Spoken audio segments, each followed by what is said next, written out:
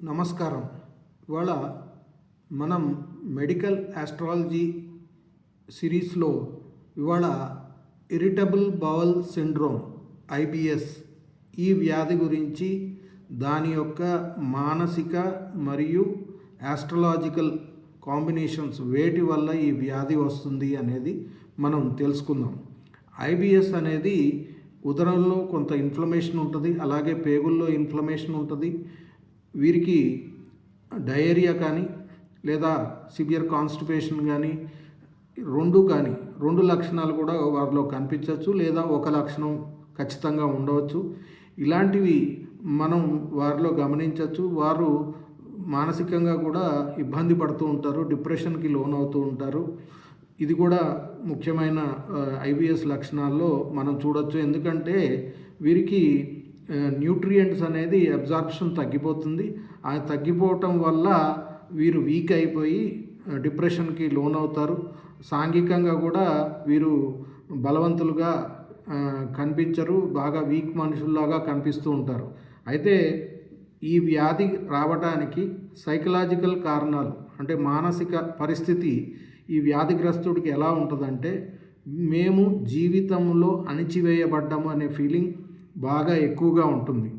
వీరి జీవితంలో అతి ముఖ్యమైన వ్యక్తులు తల్లి, తండ్రి, అన్నలు, అక్కలు, చెల్లెళ్ళు లేదా తమ్ముళ్ళు, లేదా జీవిత భాగస్వామి, లేదా ఆఫీస్లో బాస్ కానీ, లేదా బిజినెస్లో పార్ట్నర్స్ కానీ మా మాట పట్టించుకోలేదు, మమ్మల్ని గుర్తించలేదు, మమ్మల్ని నెగ్లెక్ట్ చేశారు అనే భావన వీరిలో అధికంగా ఉంటుంది.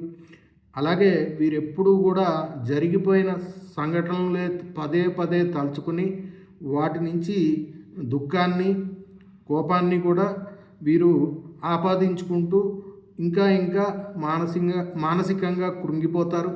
అలాగే వీరి చిన్నతనంలో వీరి తల్లిదండ్రులు వీరిని అస్సలు మాట వాల్యూ ఇవ్వకపోవటం, అలాగే వీరిని నెగ్లెక్ట్ చేయటం, వీరిని గుర్తించకపోవటం అనేది కూడా అతి ముఖ్యమైన విశేషంగా మనం గమనించవచ్చు.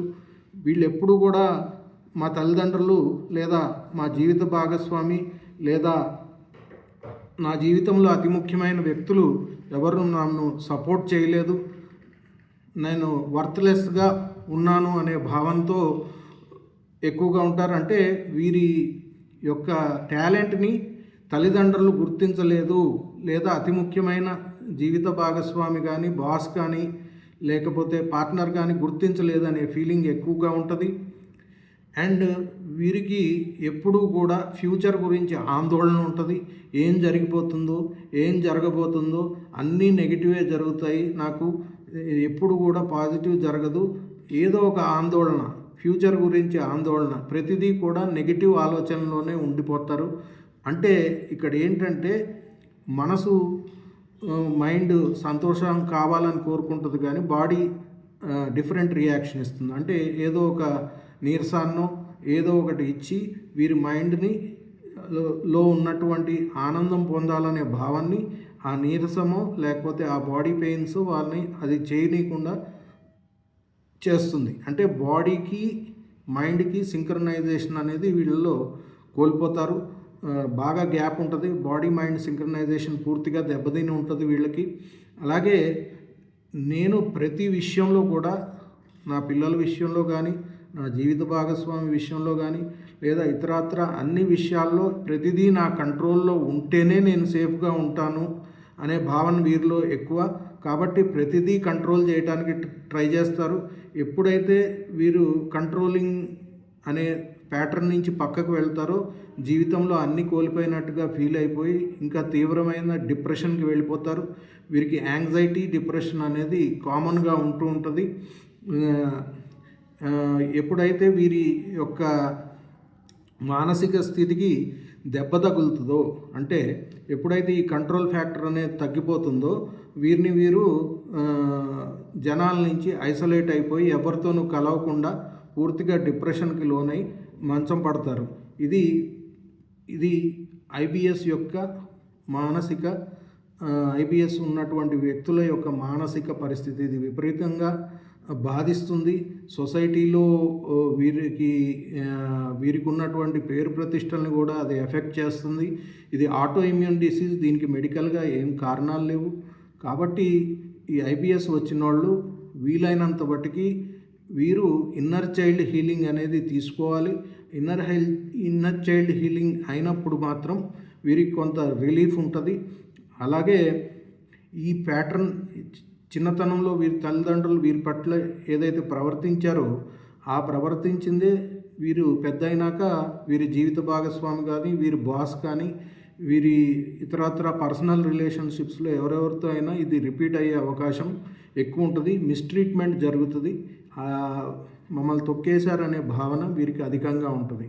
ఇక జ్యోతిష్యపరంగా చూసుకున్నట్లయితే మనకి కాలపురుష కుండల్లో కన్యారాశి షష్టమ భావం కింద చెప్పుకుంటాం. ఈ షష్టమ భావం గనక అఫ్లిక్షన్కి గురైన, అంటే పాపగ్రహయుక్తమైన, పాపగ్రహ వీక్షణ పొందిన, అలాగే కాలపురుష కుండల్లో షష్టగ్రహానికి అధిపతి అయినటువంటి బుధుడు ఆయన కూడా అఫ్లిక్షన్కి గురైన, అంటే ఏదైనా పాపగ్రహయుక్తమైన, పాపగ్రహంతో చూడబడిన, మానసిక పరిస్థితికి అధిపతి అయినటువంటి చంద్రుడు అఫ్లిక్షన్కి గురవటం వల్ల మెంటల్ స్ట్రెస్ అనేది ఎక్కువగా ఉంటుంది. కాబట్టి ఇది కూడా ఒక కారణం కింద చెప్పుకోవచ్చు. అలాగే గురువు అఫ్లిక్షన్కి, అంటే పాపగ్రహయుక్తమైన, పాపగ్రహంతో చూడబడినా కూడా వీరికి ఏంటంటే న్యూట్రియంట్స్ అబ్జార్ప్షన్ అనేది బాగా తగ్గించేస్తుంది ఈ గురువు యొక్క అఫ్లిక్షన్. కాబట్టి ఇది కూడా ఒక కారణం అవుతుంది. అయితే ఇందులో మనం విశేషంగా గమనించాల్సింది ఇంకో గ్రహం, కేతు గ్రహం కోలిక్ పెయిన్కి మెయిన్ కారణం. ప్రోబయోటిక్స్ ఏదైతే మన బాడీలో ఉంటాయో దానికి కారణమైనటువంటి కేతువు కూడా ఇబ్బందికరంగా ఉన్నట్లయితే కూడా ఈ వ్యాధి వచ్చే అవకాశం ఉంటుంది. ఎప్పుడైతే బుధుడు వీక్గా ఉండి 6 కానీ, షష్టం భావం కానీ, అష్టం భావంలో కానీ ఉన్నట్లయితే, లేదా రాహుకేతువులతో కూడి ఉన్నట్లయితే, లేదా కన్యారాశి కనుక రాహు, కేతు, శని గ్రహాల యుక్తమైతే, అలాగే బుధుడు, గురువు, చంద్రుడు అఫ్లిక్షన్కి గురైతే ఈ వ్యాధి వచ్చే అవకాశం ఎక్కువగా ఉంటుంది. ఈ వ్యాధిగ్రస్తుల్ని మెయిన్గా ప్రోబయోటిక్స్ డైలీ వాడవలసిందిగా విశేషమైన రెమెడీగా సూచిస్తాం. ప్రోబయోటిక్స్ వాడినప్పుడు కేతు గ్రహము వీరికి మంచి స్థితికి వచ్చే అవకాశం ఉంటుంది. అలాగే పచ్చ ఎమరాల్డ్ స్టోన్ని వీరి యొక్క జ్యోతిష్కుల్ని పరిశీలించి ధరించవలసిందిగా కోరుతున్నాం. అలాగే రత్నధారణలో గురువుకి, చంద్రుడికి కూడా వీరికి అవసరాన్ని దృష్ట్యా, ఎందుకంటే మానసికంగా డిప్రెషన్కి లోనవుతారు, యాంగ్జైటీకి లోనవుతారు. కాబట్టి వీరు చంద్రుడి రత్నం కూడా ధరించాల్సిందా లేదా అనేది వీరి జ్యోతిష్య నిపుణుని అడిగి తెలుసుకుని దాన్ని కూడా ధరించవలసిందిగా చెప్తున్నాము. అలాగే వీరు విష్ణు సహస్రనామ పారాయణం అనేది విశేషంగా చేయాలి. ఇది చేయటం ద్వారా బుధుడి యొక్క అనుగ్రహాన్ని వీరు పాత్రులగి ఈ యొక్క వ్యాధిని, ధన్వంతరి మంత్రం కూడా దీనికి విశేషంగా ఉపకరిస్తుంది. ధన్వంతరి మంత్రం కూడా చేయొచ్చు. ఇవి చేయటం ద్వారా ఈ వ్యాధిని కంట్రోల్ చేసే అవకాశాన్ని మనం పొందవచ్చు. స్వస్తి.